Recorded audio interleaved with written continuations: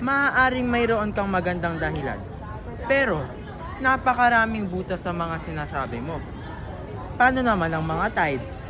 Hindi yon maipaliwanag ng universal na acceleration. Sa katotohanan, ang pagtaas-baba ng tubig ay hinihila dahil sa gravity ng buwan. Hindi mo rin pinansin ang katotohanan na ang International Space Station at iba pang satellite ay hindi tugma sa universal acceleration. Kaya naman walang satellite.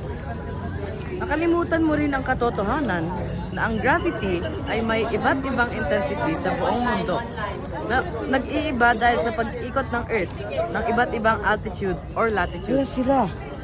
Tandaan, ang mga paghahabol sa flat earth ay palaging babagsak kapag sila ay nasubo.